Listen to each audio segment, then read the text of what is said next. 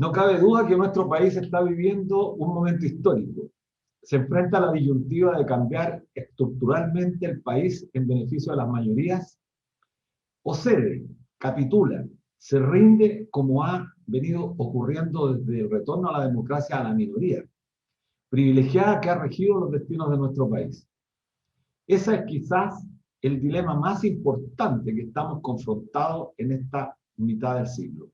Y es evidente, desde el fatídico golpe militar que configuró un Estado que privatizó prácticamente todo, refundó el Estado con la más absoluta desconsideración a los avances que el país había desarrollado a lo largo de años, destruyó la educación pública y con ello la carrera docente, agravando el reconocimiento social hacia el profesorado, entregó al negocio la salud y la seguridad social, entregó el agua, la minería y la tierra al capital transnacional, provocando con ello grandes atentados al ecosistema, en especial con la extensión de la industria forestal, minera, salmonera. Los resultados de esta criminal política de destrucción de la vida y la flora tendrán consecuencias gravísimas para las mayorías de nuestro país. Por eso, urge detenerlo. La derecha chilena es una derecha especial. Representa al sector empresarial sin ningún descaro. Han corrompido la política de manera grosera. Son una clase social que ha construido parte importante de su patrimonio de manera ilícita e ilegítima. Las privatizaciones durante la dictadura y cientos de leyes que se han promulgado bajo soborno a congresistas y a ministros es la prueba irrefutable de que la moral de la derecha chilena es indigna y no merece la pena respetarla. El daño más grande que hicieron los gobiernos de la ex concertación fue haber soslayado la corrupción y haber validado esa práctica, esa política, esa moral, y claro, lo hicieron porque también se beneficiaron del dinero que entregaba la corrupción.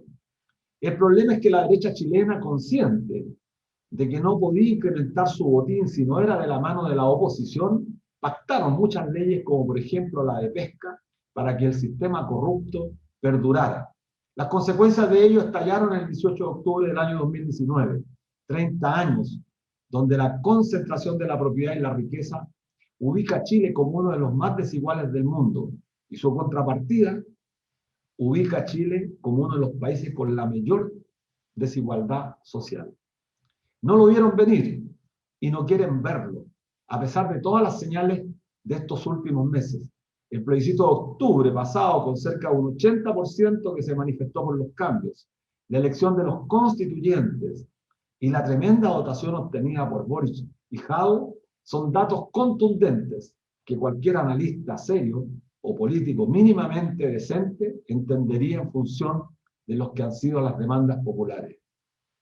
Pero estamos en Chile y será hasta el final que habrá que lidiar en todos los espacios con esta derecha reaccionaria y sus aliados de la ex concertación para cambiar nuestro país. Con dirigentes gremiales como Juan Sutil, que representan lo más retrógrado del empresariado chileno, con convencionales constituyentes como la señora Teresa Marinovich o Marcela Cubillos, que son la expresión más rancia del momiaje chileno, y con aquellos corruptos como el senador Moreira, que con absoluto descaro reconoció su acto de corrupción y aún sigue ocupando un sillón en el Congreso chileno. Eso es lo que nuestro país clama: refundar un Estado en beneficio de las mayorías, garantía de derechos fundamentales como salud, pensión, educación, recuperar el agua como un bien de uso público real, en fin, cuestiones básicas. Soplan vientos favorables que claman por la libertad de los presos de la revuelta, injustamente confinados, que exigirán mañana pasarle la cuenta a Piñera como un violador permanente de los derechos humanos. Chile despertó y no cesará hasta cumplir su sueño por el que tantos se entregaron tanto. Sus vidas, los que murieron injustamente con la revuelta.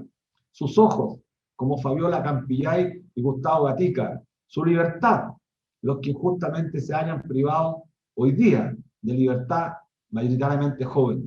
Por ellos y por tantos que sufrieron y siguen sufriendo, estamos puestos en un lugar y en un momento histórico para refundar nuestro país en beneficio de las mayorías. No podemos fallar, no tenemos derecho a fallar. Hola amigos, amigas, ¿cómo están? como todos los días viernes a las 16 horas en nuestro programa Debate Social en la Radio Universidad de Chile, la radio que piensa, en el 102.5 FM y a través de nuestra señal online, @canal.social, como todos los viernes Debate Social bajo la dirección de nuestra directora Ana Muga Sáenz y de nuestra querida compañera Miriam Campuzano. Hola Miriam. Hola Luis, saludamos a todos quienes nos acompañan como cada tarde los viernes, cada tarde los viernes en este espacio de debate social para hablar temas contingentes del momento. Y bueno, todavía tenemos en la retina el hecho de la primaria, esas primarias que convocaron a un gran porcentaje del padrón electoral a manifestar su opción por una u otro ámbito político. Y que se dice que hubieron 2 ganadores, no es así, porque el señor Sichel ocupó el tercer lugar, o sea, no quedó en segundo lugar, sino eran dos coaliciones. Y por tanto yo creo que el gobierno, cuando manifestó claramente que declaró encontrarse orgulloso por el triunfo de Sebastián Sichel, lo único que decía era que ese era su candidato. Creo que así lo interpretó la ciudadanía. Claro. Bueno, Sichel, el lobo con piel de oveja, como han dicho tantos, el testaferro, como dijeron los representantes de Mario Desbordes, el testaferro del empresariado. Es decir, han habido calificativos muy fuertes, como dijo la alcaldesa de Providencia. El hombre de los empresarios. Sichel es el hombre de los empresarios, al punto que en su propuesta ni siquiera está dispuesto a aumentar un 1% de los impuestos a los más ricos.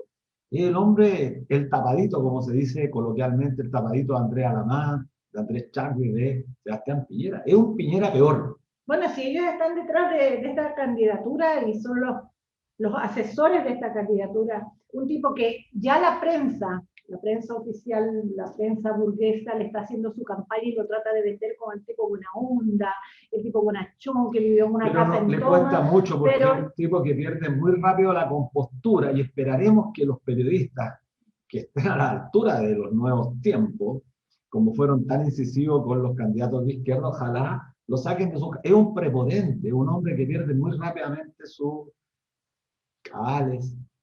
Es un prepotente porque está acostumbrado a la prepotencia. Pero no solo eso, las juventudes ya no creen lo que la prensa dice, y ahora investigan, averiguan, y bueno, en Twitter es prácticamente todos los días decir que no fue capaz de levantar un banco Estado en tan poco tiempo, lo dejó en el suelo. Yo diría destruyó el banco, hizo un daño gigantesco, es cosa de preguntarle a los trabajadores, un banco tan popular al sindicato del Banco Estado, o sea, un sujeto que pasó por ahí arrasó con todo lo que es el Banco del Estado, un tipo de decadente, un decadente de la política. Sí. Esperamos que la ciudadanía no se engañe. Sí. Y respecto del proceso que se está viviendo en Chile, esta gran esperanza de la ciudadanía de restituir para las mayorías derechos básicos fundamentales como la salud, educación, pensión y recursos naturales, que también favorezcan y cuiden el medio ambiente y la vida, es esa esperanza que está puesta en el proceso de la Convención Constitucional, que se está transformando, que se está reafirmando a pesar de todas estas corrientes que la quieren caricaturizar, pero que sin embargo cada vez está más validada por el pueblo, por la ciudadanía, por el estudiante, y que va entonces a fomentar un cambio, ojalá de raíz y profundo para nuestro país. Sí, yo creo que eso es lo que viene, es inevitable.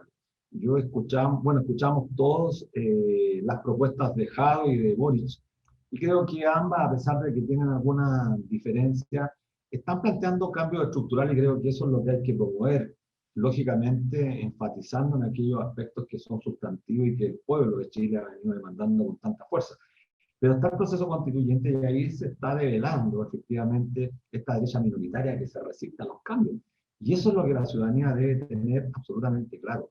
Nosotros, nuestro pueblo, no puede seguir permitiendo lo que ocurrió en estos últimos 30 años, que se configuró un Estado que capituló permanentemente a los intereses, a los derechos que la minoría imponía sobre la mayoría. Mira, una sola cosa, la propiedad de la tierra. Invito a los auditores de nuestra querida Radio Universidad de Chile, cuando viajan al sur, vean cómo se ha ido privatizando la tierra. es vergonzoso.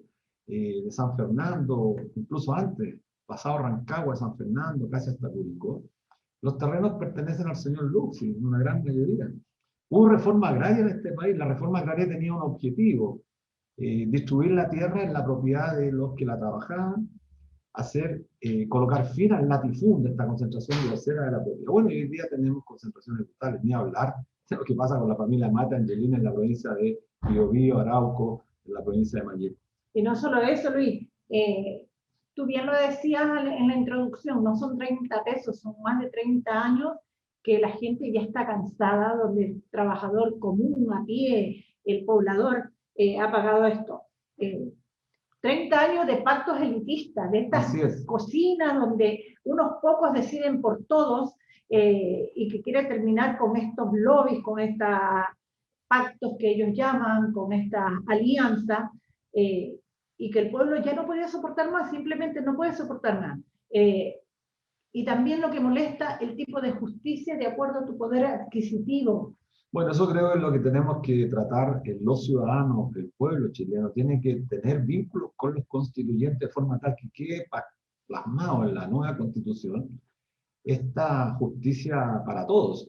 Eso supone, por ejemplo, lo que en alguna oportunidad discutimos, Miriam, con algunos constituyentes.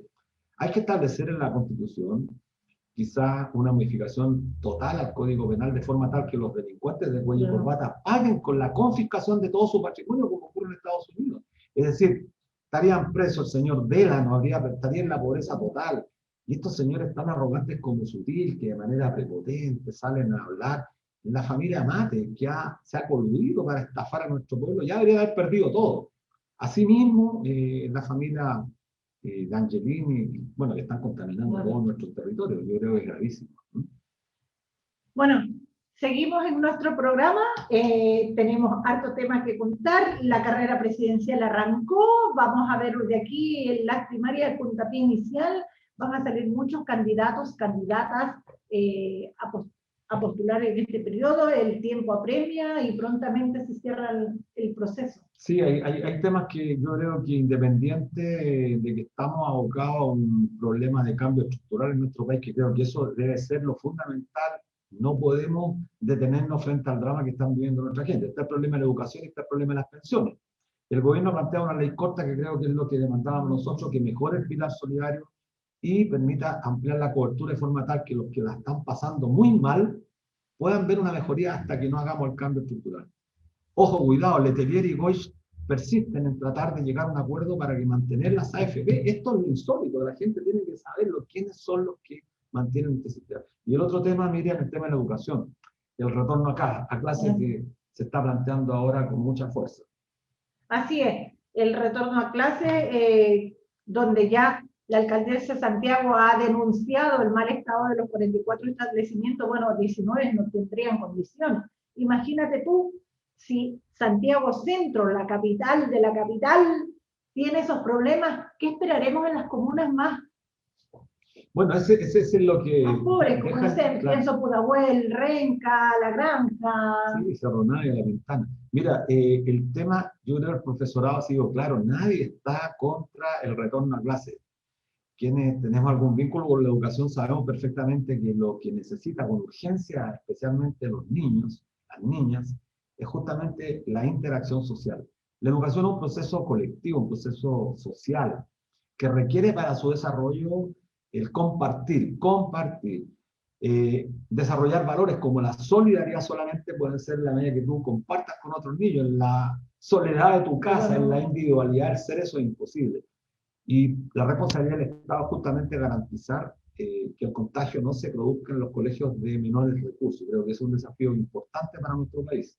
Y bueno, dejar claro también que urge una postura unitaria del sector de la izquierda, o que se dice o se llama de izquierda, no fijar a lo mejor unos mínimos comunes, como tanto se habla en política, de donde nazca ojalá algo para que en realidad se rescate de la ciudadanía en Chile. Bueno, eso es lo que esperamos, yo creo, la gran mayoría de los y las chilenas que han entregado tanto desde octubre en adelante. Ya vamos a cumplir 2 años en octubre de este año, pero además hemos tenido que padecer la pandemia. Entonces creo que es relevante seguir insistiendo en que hay cuestiones que son fundamentales y Chile no puede renunciar a ello. La exconcertación, un sector de la exconcertación que sigue todavía bregando porque los cambios tienen que ser paulatinos, graduales, ciertamente los cambios no son de la noche a la mañana, pero tienen que acabar, por ejemplo, no se entendería una nueva constitución con la existencia de las AFP, si no hay un cambio en la salud que permita que la gente tenga la posibilidad y el derecho, no la posibilidad, el derecho de contar con salud sin que ello esté determinado por la billetera. Claro está, el tema de salud es fundamental porque ahora la primera línea, los guerreros que han llevado esta batalla son los gremios de la salud, la salud pública, y sin embargo, en este gobierno vemos cómo se fortalecen las policías, las ramas armadas, la compra de armamento, pero no se valida a estas personas que han dejado su vida, valga la redundancia, porque muchos han fallecido por cumplir esta promesa de dar todo porque Chile tenga una salud digna y de calidad y no está de mercado, al igual que la educación. Así es, y seguimos ayudando y solidarizando con tantos jóvenes que están privados de libertad injustamente como consecuencia de la revuelta, que tienen un tratamiento de la justicia para pobres y no la justicia para ricos. Y por lo tanto, un rato más vamos a estar conversando con el senador Latorre, porque este es un tema relevante, cómo logramos que estos jóvenes salgan de una vez por todas de la cárcel, porque este es un problema político que hay que resolverlo, y esta derecha inhumana, esta derecha que tiene serios conflictos con la vida, porque participó de una dictadura criminal, bueno, se opone rotundamente. Pero creo que vamos a una pausa. Sí, Mira. nos vamos al corte musical con el tema Alta Suciedad, muy ad hoc al tiempo de Andrés Calamaro. Así que Luis, a la vuelta tendremos a este senador, colega, amigo, compañero. Así es. Estamos de vuelta como cada viernes a las 4 de la tarde en nuestro programa Debate Social, después de una semana de descanso debido a este feriado. Luis, ¿lograste descansar algo? Un poquito, así que estamos de regreso. Bueno, junto a Luis Messina y a un tremendo invitado, un amigo, un compañero que siempre ha estado junto a nosotros, el senador Juan Ignacio Latorre. Bueno, él es, cabe recordar que es senador por Revolución Democrática de la región de Valparaíso, presidente de la Comisión Especial de la Infancia e integra las comisiones de Derechos Humanos, Recursos Hídricos y Zonas Extremas. O sea, donde las todas queman. Sí. Esta semana se dio por cerrada, senador, la posibilidad de un acuerdo entre el gobierno y la oposición para una reforma de pensión. Y el gobierno se abrió entonces a la opción reciente de sacar adelante una ley corta que abarque ampliar el pilar solidario para lograr mejorar la cobertura y monto. Desde dentro, senador, cuéntenos cómo se fue llegando a esta posición, por qué hasta hace poco el gobierno insistía en tramitar la reforma de pensiones que posibilitaba mantener el mismo sistema, y estando a meses de las elecciones hubo este cambio. Bienvenido. Hola, ¿cómo están? Muchas gracias por la invitación, un gusto de saludarles, de compartir con ustedes, lo digo muy sinceramente. Gracias. A ver, yo creo que yendo a la pregunta, me parece que es lo más sensato, porque la reforma de Piñera, que en el fondo, recordemos, la había presentado al inicio de su gobierno, fue una larga tramitación en la Cámara de Diputados, la terminó aprobando con los votos en su momento de la bancada de la democracia cristiana, o buena parte de la democracia, no toda, pero buena parte de la democracia cristiana en la Cámara de Diputados, algunos independientes, terminó aprobando esa reforma, y luego pasa al Senado, y luego viene el estallido social, la pandemia, y en el Senado intentaron generar una negociación de mejorar lo que venía de la Cámara, pero igual manteniendo, digamos, el mismo esquema. No era una reforma estructural ni que terminara con la AFP, ni mucho menos, sino que era algo mejor que lo de la Cámara de Diputados, pero en la misma línea del Ejecutivo. Y así todo, que es lo que propuso en su momento un sector de la oposición en el Senado, el gobierno nunca estuvo disponible. Nunca estuvo disponible a reforzar la lógica de seguridad social, de reparto, nunca estuvo disponible a eso.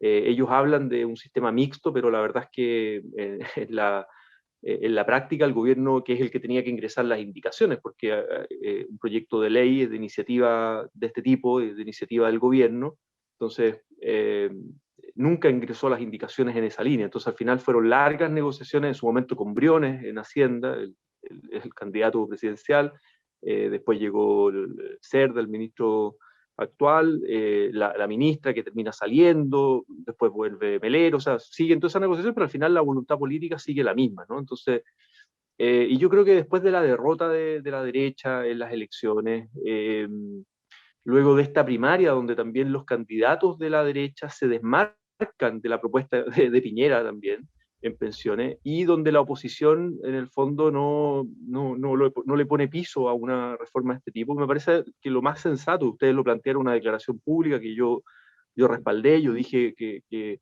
estaba de acuerdo con aprovechar de hacer algún cambio ahora en el corto plazo, una ley corta, de mejorar, digamos, los parámetros de la pensión básica solidaria, de ampliar la cobertura, y hasta ahí. Y los votos para eso van a estar, incluso yo podría estar obviamente a favor de aquello, porque son beneficios que le llegan de manera inmediata a la gente en el corto plazo, pero que la discusión de fondo, estructural, de cambio, bueno, está el proceso constituyente y está las elecciones presidenciales para un próximo gobierno. Entonces, ¿para qué adelantarnos a hacer ese cambio ahora si no va a tener legitimidad ni social ni política?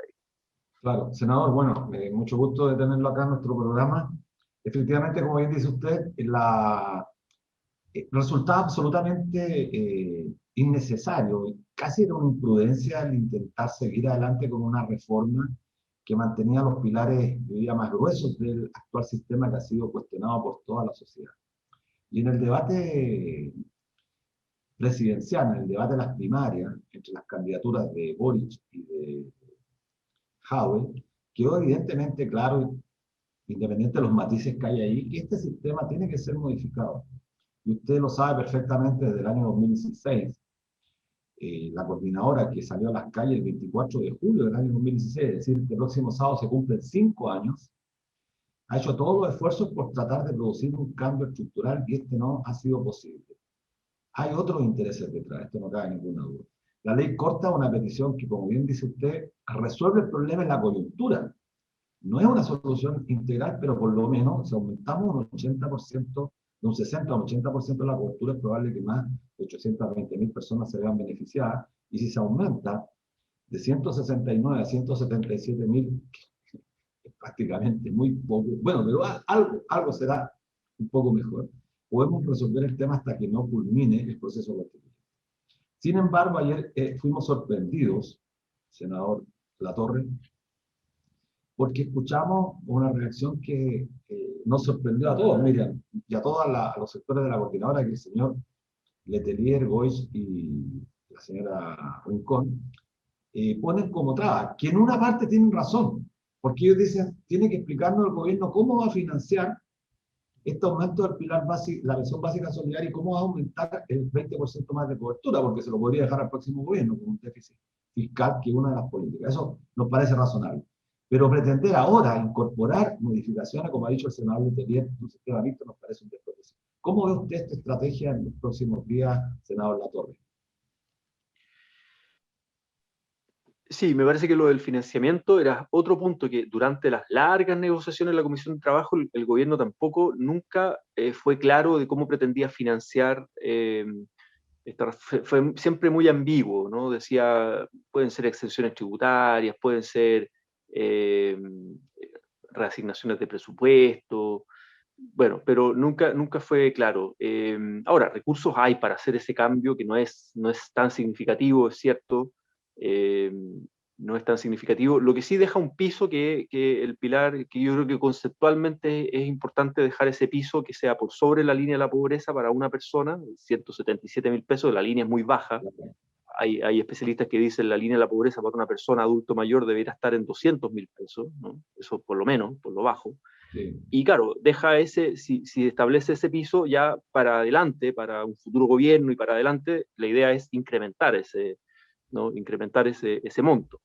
Eh, y para hacer ese cambio pequeño, la verdad es que hay recursos, o sea, en eso yo creo que acá al gobierno no le falta definir simplemente, pero hay recursos porque se supone que es por ley y queda de manera permanente, no es por única vez, sino que es por ley de manera permanente. Entonces, tendría que ser respaldado con, bueno, gastos permanentes con ingresos permanentes, digamos, ¿no? Bueno. Viene la discusión por ley de presupuesto, pero eso es para el próximo año. Pero sí, yo creo que yo, mira, no he tenido la posibilidad de conversar estos últimos días con Letelier o otros senadores sobre este tema en particular, pero yo creo que no hay piso político para hacer cambios más de fondo en la línea de un sistema mixto con Piñera. En el fondo no ha habido voluntad política, queda poco tiempo, el gobierno ya está en el suelo, ya está de retirada, digamos, y me parecería además como un despropósito político, porque además teniendo la constituyente, teniendo el debate programático, vamos a ver qué pasa en el mundo de la ex concertación, qué candidatura es la que se impone, puede ser la misma senadora Yasna Proboste, ellos tendrán que definir su programa, algo van a tener que decir sobre pensiones, entonces, ¿para qué estar haciendo en el fondo cambios a última hora con el gobierno Piñera cuando sabemos que no hay voluntad política por ahí? Esa sería mi opinión a priori, digamos, ¿no? Así es, pues, senador. Bueno, yo te recordaba, como bien vale recordarle a la audiencia, que mañana 24 de julio se cumplen 5 años de esta primera gran marcha de la Coordinadora Nacional No Más FP, pero hay que recordar también que la Confederación Bancaria empezó a iniciar la coordinadora en 2013, o sea, eran años antes que ya venía. Bueno, aquí está el 2008, el testimonio. Senador, se está discutiendo el proyecto de ley en primer trámite constitucional que regula el derecho de filiación de los hijos e hijas de parejas del mismo sexo, que está unido a la aprobación del matrimonio igualitario, que también se aprobó esta semana. Cabe recalcar que ya lo cambié de tema. Cuéntenos un poco cómo ha sido enfrentar esta discusión en un país tan conservador, en un país que hasta hace pocos años, recién en el 2004, aprobaba el divorcio. ¿Cómo se vivió adentro? Y antes de pasar a eso, quería referirme a lo de las marchas, que bueno, ahí estuvimos en la calle, pero además con Lucho Mesina, y hacer un reconocimiento, siempre lo digo, desde mucho antes, desde los inicios, en mi caso, de Revolución Democrática, al inicio, cuando éramos un movimiento. Hoy día está Margarita Portugués, que es la presidenta del partido. Ella trabajábamos juntos en el Frente Trabajador, era un grupo pequeñito, y invitábamos a Lucho a algunos talleres, seminarios, a veces con poca gente. Yo estaba en el Alberto Hurtado, hacíamos distintos espacios, y en eso hacer el reconocimiento de que Lucho venía con esto, con distintos grupos, recorriendo el país. Ayer nos acordamos de ti, Juan Ignacio, con Ana, y le comentaba que en una de las grandes marchas, incluso antes de las grandes marchas, me encontré con tu hija, nos sacamos una foto, ¿te acuerdas? Así es. Por ahí por una de las calles paralelas del Santiago Antiguo, así que no. Sí, reconocer que el Senado siempre ha estado en esta pelea. De antes del 2016 incluso nos encontramos tantas veces ahí discutiendo, conversando acerca de cómo podíamos mejorar este sistema. Pero tengo también en mente una convocatoria en la Universidad Católica de Valparaíso, donde la gente pero rebasó. Claro, está, sí. Así que lo tenemos claro eso, Juan Ignacio. Así que. Con la Fundación Sol también. Sí, no, así que, y a veces lo masivo, que fue muy potente las marchas masivas, pero surgen también de que se ha sembrado, a veces con pequeños grupos, talleres y conversaciones, y se va sembrando, se va generando conciencia, y después surge lo masivo, ¿no? Pero en eso hacer el reconocimiento ahí a ustedes, a Lucho y a tantos y tantas que han estado en esta pelea, y lo vamos a lograr, ¿eh? Lo vamos a lograr. Sí, vamos a superar la AFP.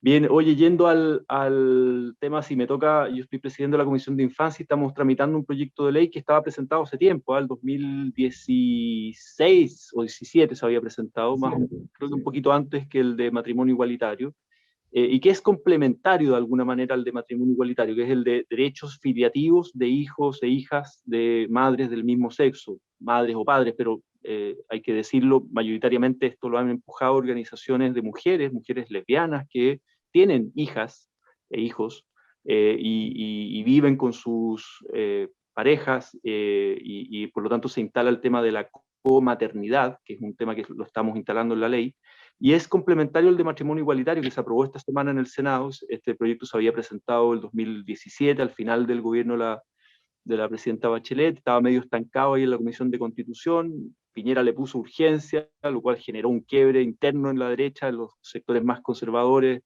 salieron muy picados con Piñera, de la UDI particularmente, otros sectores, y y se aprueba en el Senado, en el fondo, el matrimonio igualitario, que no es otra cosa que personas adultas, parejas homosexuales adultas que voluntariamente quieran contraer matrimonio civil, lo puedan hacer con las mismas reglas que una pareja heterosexual. Y entonces eso abre una discusión sobre adopción, sobre derechos filiativos. O sea, por un lado están los derechos de los adultos, ¿no?, a casarse si quieren hacerlo, por el matrimonio civil, y por otro lado están los derechos de los niños, niñas y adolescentes, el interés superior de ellos y sus derechos filiativos, de darle reconocimiento jurídico a una realidad que ya existe. En el fondo es abrirnos a reconocer, respetar, otorgar derechos jurídicos a una diversidad de familias que ya existen, ¿no? O sea, esta Juan lógica de... Ignacio, Juan Ignacio, ¿habrá influido para la celeridad de este proyecto el fallo de la Corte Interamericana en el caso de la jueza Karen Atala? Es uno de los fundamentos del proyecto, es uno de los fundamentos. Ahí hay varias organizaciones de la sociedad civil que vienen empujando esto y que han estado vinculados a esa lucha, y sin duda es uno de los fundamentos. Entonces se habían presentado indicaciones, pero no se habían votado. Y yo, al asumir la presidencia de la Comisión de Infancia, que fue hace como un mes más o menos, puse en tabla el proyecto y lo empezamos a votar, o sea, lo estamos tramitando. Y esto en paralelo a la discusión de matrimonio igualitario que se aprobó en el Senado y pasa a la Cámara. Entonces, aquí hay, y después hay otro proyecto que está en la Comisión de Constitución, que viene a continuación, que es sobre adopción, ¿no?, que profundiza los estándares, digamos, de adopción para parejas homoparentales. Entonces yo creo que son cambios civilizatorios en pleno siglo XXI, de reconocer una sociedad democrática, pluralista, diversa, en un Estado laico, además, ¿no?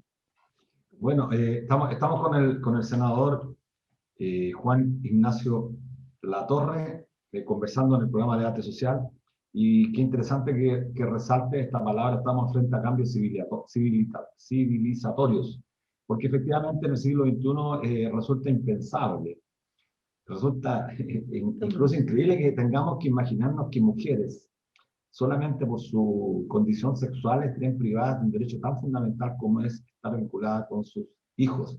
Y eso responde justamente a una visión absolutamente retrógrada de la sociedad. Bien, hemos tocado varios puntos con Juan Ignacio: el tema de las pensiones, el tema de los derechos de los niños, de las personas. Yo te quiero cambiar a un tema que también forma parte de los debates. Y te das cuenta tú, Juan Ignacio, que en poco tiempo estamos abordando muchos temas, y el proceso constituyente creo que eso es lo relevante que va a tener que tomarlo en cuenta. Yo te quiero cambiar. En un medio amigo del cual nosotros siempre simpatizamos, La Voz de los que Sobran, se planteó el caso de Luis Corbalán, quien llega 15 meses en prisión preventiva, acusado del incendio del municipio de Quilpué, y la única prueba que hay es que fue a sacar plata a un cajero y se le asocia con que estuvo en la protesta. ¿Qué significa para usted, senador de la República, la demanda por la libertad de los presos de la revuelta en un contexto tan importante como fue la revuelta del 18 de octubre? Sí, no, muy, muy importante. Yo presenté el proyecto de ley de indulto general a los presos de la revuelta en diciembre del año pasado. Lo tramitamos en la Comisión de Derechos Humanos. Yo en ese momento era presidente de la Comisión de Derechos Humanos, lo pusimos en tabla, lo aprobamos en general. Pasó después a la Comisión de Seguridad, porque pidieron un poco estrategias dilatorias de la derecha, pidieron que pase por 3 comisiones: Derechos Humanos, Seguridad y Constitución. Pasó por Seguridad, ahí hablamos con el senador Buenchumilla, también lo puso en tabla, se aprobó, y ahora está en tabla en la Comisión de Constitución. También hemos tenido ahí largas conversaciones con Pedro Araya, el senador presidente de la Comisión de Constitución, y se está tramitando. Él me ha dicho, el senador Araya, que no pretende dilatarlo, va a estar un par de sesiones y ya lo va a votar. Y ahí pasa a sala, y ahí vamos a dar el debate en la sala. Ayer Yasna Proboste, en su discurso de la cuenta pública, dijo: espero que este proyecto pase prontamente a la sala y demos el debate en la sala, porque hay que buscar una salida política, ¿no? Hay que buscar una salida política a los presos de la revuelta que originaron finalmente, se originó. Sin la revuelta popular no hay proceso constituyente, sí. Eso es evidente. Y además, donde ha habido un contexto de criminalización de la protesta social, de violación a los derechos humanos y de persecución político-penal, ocupando el derecho penal para castigar a manifestantes con prisiones preventivas excesivamente largas, con querellas por ley de seguridad interior del Estado. Todas esas son decisiones del sistema político y penal, digamos, ¿no? Y herramientas que se usan para criminalizar y castigar a los manifestantes. Y el caso Luis Corbalán, yo lo fui a ver a la cárcel de Limache, un trabajador de la construcción, es sordo, él tiene una discapacidad auditiva, ¿no? Tiene un bajo nivel de alfabetización, no tiene antecedentes penales, no milita en ningún partido, colectivo, político, nada. Y lleva 15 meses en prisión preventiva en la cárcel de Limache, 15 meses. Y claro, está, obviamente el delito que se le acusa es grave, porque es el incendio de un municipio, se quemaron documentos oficiales, qué sé yo, entonces el alcalde de turno del momento se querelló, el gobierno también se querelló, y está detenido, bueno, la investigación, y no hay, el juicio está recién para octubre, en el fondo, ¿no? En octubre. Él ha pedido una y otra vez cambio de medida cautelar, arresto domiciliario, su domicilio es conocido, él vive con una hermana, tiene 2 hijos separados, qué sé yo, bueno.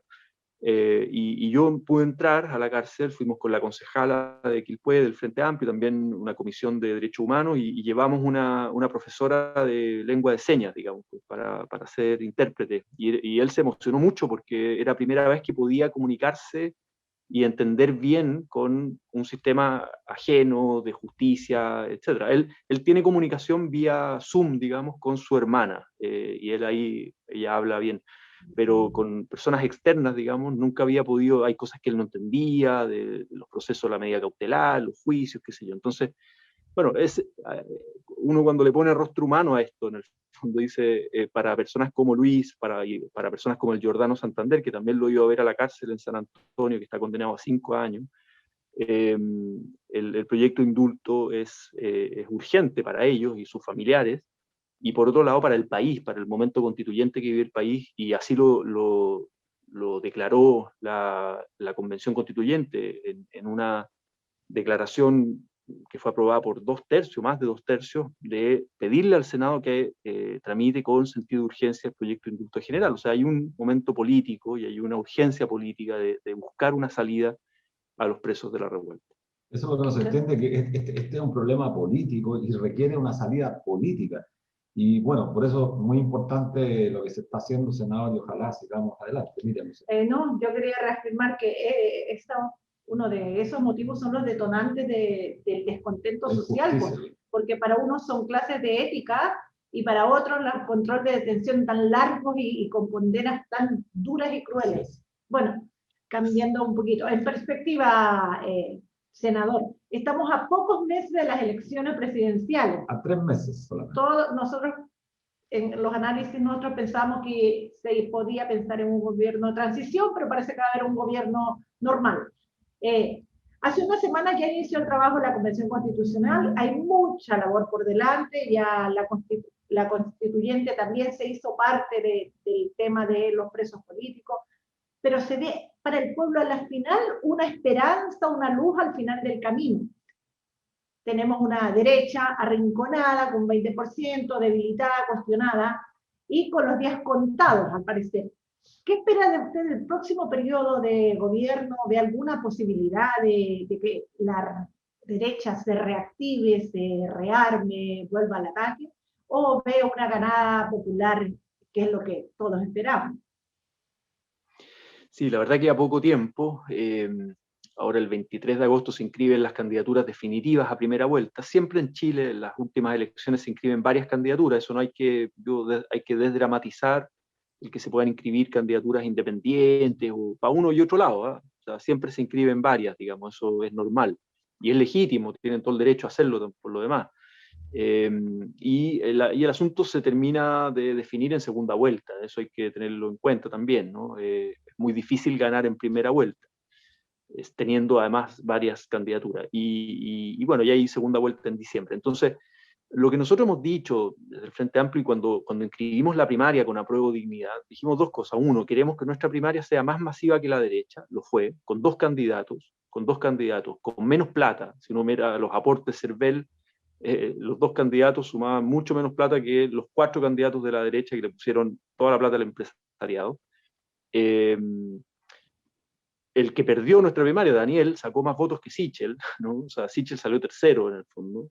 Claro. Pero ojo, hay un punto con la derecha que si uno mira la votación global de los 4 candidatos de derecha, yo pensaba o esperaba que sea más baja. O sea, ellos aumentaron su votación respecto a la constituyente. Entonces, no hay que darlos por muertos, y más con este personaje Sichel, que fue ministro de Piñera, que se viste de independiente, se viste como alguien de centro, porque pasó por la DC antes, y hoy día tiene todo el apoyo del empresariado, del gobierno, de la moneda, recursos, el despliegue de marketing, etcétera.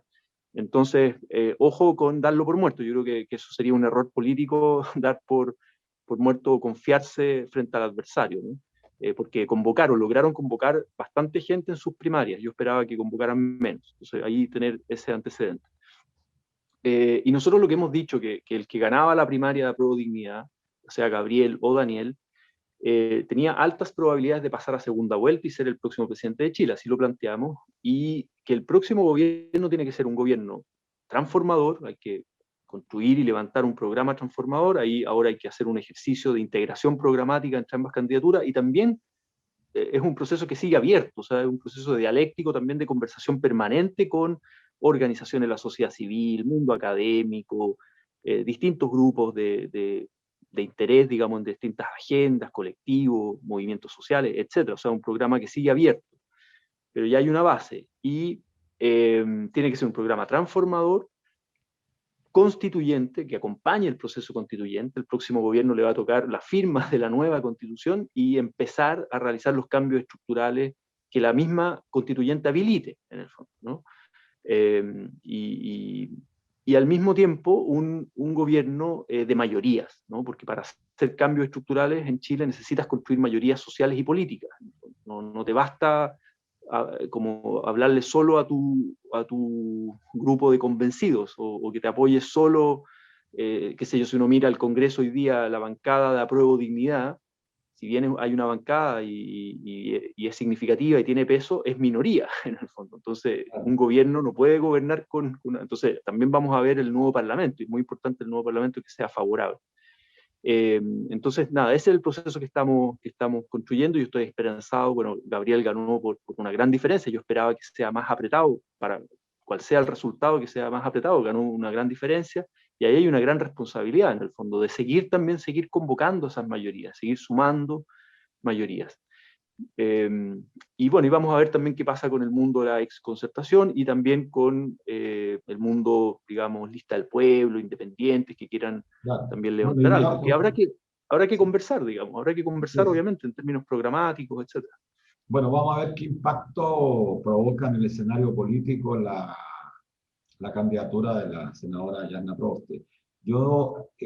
Nosotros entendemos que están soplando vientos favorables a los pueblos, no solamente en nuestro país, no solamente en Chile. En muchas latitudes, la ciudadanía se está levantando exigiendo derechos, rompiendo, yo diría, los pilares fundamentales del modelo neoliberal que ha jugado un rol tan determinante en la desigualdad social. O sea, América Latina, y lo decía hace poco a propósito que reivindican tanto a Angela Merkel, muchos gobernantes de acá decían, el problema de América Latina son los corruptos que dirigen los estados latinoamericanos. Y eso es una verdad prácticamente incuestionable. Tenemos la mayoría de los presidentes corruptos, gente absolutamente inmoral, que ha hecho de la función pública más bien una función al servicio de sus privilegios. Nosotros estamos convencidos que aquí hay que presionar por un cambio estructural en el país. Creo que lo que Chile requiere son efectivamente cambios importantes en el país. El pueblo chileno ha jugado mucho, venimos desde octubre, vamos a llevar 2 años próximamente, y Chile ha desarrollado, yo diría, intensamente una política que quizás nunca antes la había hecho con tanta fuerza. Yo le quiero cambiar un poco, senador, a un punto que me parece relevante, porque estamos llegando ya al final del programa. Para nuestros auditores de la Radio Universidad de Chile, estamos conversando con Juan Ignacio Latorre, senador de la región de Valparaíso. Volvió a discutirse en la sala del Senado el proyecto de reforma del Código de Aguas, un tema que es relevante para los y las chilenas, que busca establecer el agua como un bien de uso público y consagrar el acceso y consumo como un derecho humano. Este es un tema de la constituyente, pero el Senado tiene que abordarlo. Y me parece muy importante que usted, senador, esté poniendo fuerza ahí. ¿Cuánta posibilidad hay que esta pelea se gane sin necesidad de un cambio constitucional? Porque una cosa prácticamente ya de ética que la Sí, se puso en tabla, se abrió la discusión la semana pasada y ya la próxima semana se va a votar en el Senado. Recordemos que esta es una reforma que demoró 5 años en la Cámara de Diputados de salir y 5 años en el Senado, o sea, 10 años en total. ¿Y por qué demoró 10 años? Bueno, porque hay un lobby brutal, porque el agua en Chile está privatizada, porque es un negocio para las grandes empresas agroexportadoras, la Sociedad Nacional de Agricultura, las forestales, las mineras, las hidroeléctricas, que son las que concentran los derechos de agua, y que es la base del modelo económico extractivista que tenemos. En eso Modatima lo ha planteado con mucha fuerza y con mucha claridad hace tiempo. En la base, la privatización del agua es una de las bases del modelo de despojo y extractivista que hay en Chile. Y dicho también en la historia, o sea, recordemos que en la Constitución está privatizados los derechos de agua en el artículo 19, numeral 24, que con eso ya, con la nueva Constitución ya queda derogado inmediatamente, estamos con hoja en blanco, o sea, hay que escribir de nuevo eso, y si la derecha quisiera reponer esa privatización, necesitaría 2/3 de la constituyente para reponerlo, cosa que hoy día no veo que tengan esa fuerza. Entonces ahí hay un escenario favorable que la constituyente, sin duda alguna, este va a ser uno de los temas centrales, ¿no? De reconocer, darle reconocimiento constitucional al agua como un bien nacional de uso público, como un derecho humano, como un bien natural común, y luego las funciones, ¿no? Que son funciones para el consumo humano, para el ecosistema y para lo productivo. Pero ¿y ahí cuál es la regulación? ¿Y dónde entra la regulación? Y ahí viene el código de agua, ¿no? Porque no es que la Constitución va a definir todo el detalle, sino que esto después tiene que ir en el código de agua, que es la política pública, la legislación. Y recordemos que el código de agua fue impuesto en dictadura el año 81. O sea, el 80 la Constitución y el 81 el código de agua. Y tú sabes, Lucho, esos años, las reformas que se hicieron, la revolución neoliberal que hicieron los Chicago, digamos, el Código del Trabajo, el Decreto de Ley 3500, bueno, todo eso se hizo casi todos los cambios, sí, en menos de un año. Todos los cambios. Y eso es lo que estamos cambiando ahora, y eso es lo que la constituyente tiene que cambiar, y obviamente el próximo gobierno. Entonces, esta reforma que viene tanto tiempo, finalmente sale favorable en la dirección correcta. ¿Es todo lo que quisiéramos? No, porque sigue amparada en la actual constitución. Eso hay que tenerlo claro. Pero reconoce muchas cosas, establece, digamos, el mismo camino correcto. Y acá yo, conversando con muchas organizaciones socioambientales y gente que viene siguiendo el debate, dice, mire, el drama que tenemos en Chile por la crisis climática y ecológica, no tenemos un plazo indefinido, tenemos 10 años para hacer cambios de fondo, para adaptarnos por la sequía, la desertificación, la vulnerabilidad al cambio climático, donde el agua es uno de los elementos centrales. Entonces, comenzar a hacer este cambio ahora es importante porque ya el debate se ha dado largamente, entonces va en la dirección correcta. La nueva Constitución creo que hará un cambio mucho más sustantivo en términos de los derechos, y luego habrá que hacer nuevas modificaciones ya en un próximo gobierno, pero creo que es importante aprobar esto, y me parece que sí, que van a estar los votos esta vez para aprobar esta reforma al Código de Agua, que es parcial, pero avanza en la dirección correcta. Qué bien, senador, qué bien. Yo antes, Miriam, perdóname antes, porque estamos ya llegando al final del programa, senador, a propósito de lo que decía de Sichel, recordarle a los más jóvenes, a nuestros auditores que tienen menos de 55 años y que probablemente no lo saben, no va a ser una novedad que un funcionario de la democracia cristiana, un ministro, termine trabajando para la derecha. Juan de Dios Carmona, mire el nombrecito, Juan de Dios Carmona y William Thayer, dos conpiscuos, como decía Rodrigo Mondaca, ministros del gobierno de Frei Montalva, terminaron trabajando para la dictadura de Pinochet y fueron los más recalcitrantes ministros que implementaron las peores políticas. En el caso de William Thayer, bueno, el plan La Hora, junto a José Piñera. Así es. No, a mí no me queda más que agradecerle al senador amigo de este espacio por su disponibilidad. Sabemos que tiene otras tareas que han sido encomendadas a él, y recordaba escuchándolo lo de una organización amiga y saludar a Rodrigo Mundaca. Decía, no es sequía, es saqueo lo que pasa en Chile respecto al agua. Así que muchas gracias, senador. Un saludo a su región. Sí, un abrazo grande, senador. Un abrazo grande. Muchas gracias a ustedes. También un abrazo para ustedes, para toda la coordinadora Noma FP, a los auditores de la radio, y bueno, ya nos estaremos encontrando. Cuídense mucho. Gracias. Chao, chao.